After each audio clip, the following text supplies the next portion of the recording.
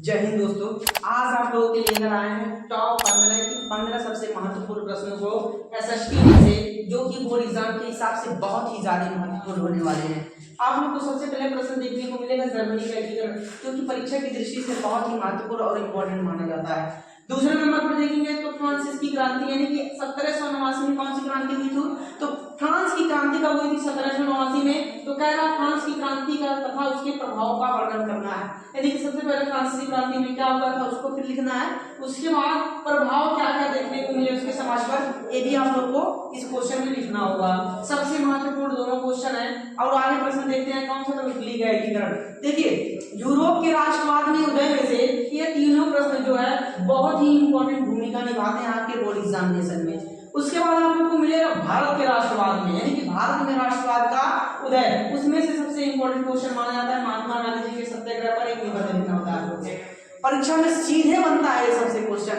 ऐसे क्वेश्चन आप लोग को देखने को मिलते हैं बार बार बोर्ड एग्जामिनेशन में, तो इसको भी आप छोड़िएगा मत, इन सबको एक बार जरूर पढ़ के जाइएगा। महात्मा गांधी जी के सत्याग्रह पर आप लोग को क्या करना है? तो निबंध लिखना है। अगला प्रश्न है प्रश्न संख्या 5 का है, तो महात्मा गांधी द्वारा चलाए गए असहयोग आंदोलन के बारे में आप लोग को क्या लिखना है? तो उसका अर्थ लिखना है और उसके बारे में लिखना है। इसको भी बहुत ही महत्वपूर्ण है, इसको भी एक बार देख लीजिए। महात्मा गांधी द्वारा असहयोग आंदोलन जो चलाया गया था उसके विषय में पढ़कर जरूर जाइएगा। देखिए, उसके बाद आता है आप लोग का महामंदी। देखिए क्या महामंदी के कारणों को लिखना है। तो महामंदी के कारणों ये भी अपने आप में एक महत्वपूर्ण प्रश्न है, इसको एक बार जरूर पढ़ करके जाइएगा बोर्ड एग्जामिनेशन में। उसके बाद देखेंगे तो 19वीं शताब्दी में अंतरराष्ट्रीय द्वारा, यानी कि अंतरराष्ट्रीय द्वारा बताए गए 3 प्रकार के प्रभाव की व्याख्या करना है। इसको भी एक बार जरूर पढ़कर जाइएगा, क्योंकि ये भी अपने आप में एक महत्वपूर्ण प्रश्न है।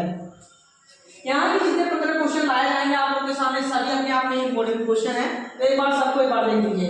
आठवां प्रश्न क्या कह रहा है? ब्रिटेन वुड्स संस्थान की समझौता, यानी कि ब्रिटेन वुड्स में, यानी कि ब्रिटेन जो था एक जगह था, वहां पर जो समझौता हुआ था, उस संस्थान में समझौता जो हुआ था उसके बारे में आप लोग को लिखना रहेगा।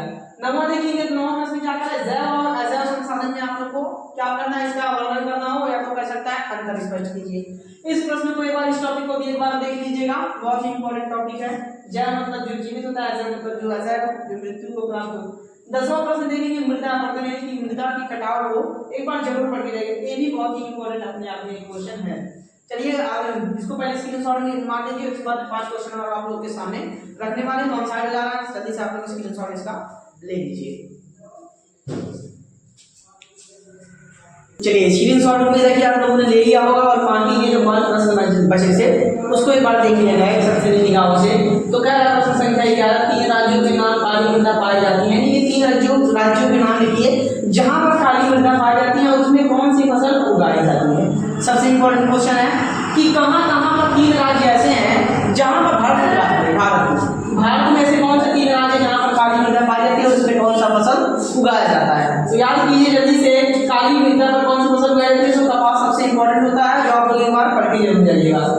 प्रश्न संख्या 12 क्या कह रहा है? चावल तथा कपास के उत्पादन के लिए आवश्यक भौगोलिक दशाओं को लिखना है, यानी कि चावल और कपास के लिए क्या उचित मौसम होगा, कितना पानी देना चाहिए, उसको एक बार जरूर आप लोग पढ़ करके जाइएगा, भौगोलिक दशा उसकी क्या होगी। प्रश्न संख्या 13 देखते हैं, हम ऊर्जा का संचरण किस प्रकार कर सकते हैं।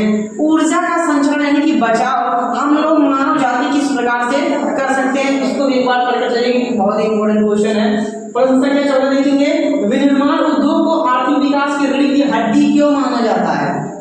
विनिर्माण यानी कि पुनः निर्माण को, उद्योग को, यानी कि उद्योग को आर्थिक विकास की रीढ़ की हड्डी क्यों माना जाता है। आर्थिक मतलब धन दौलत से होता है, उसकी रीढ़ की हड्डी क्यों माना जाता है, इसको एक बार पढ़ लीजिएगा।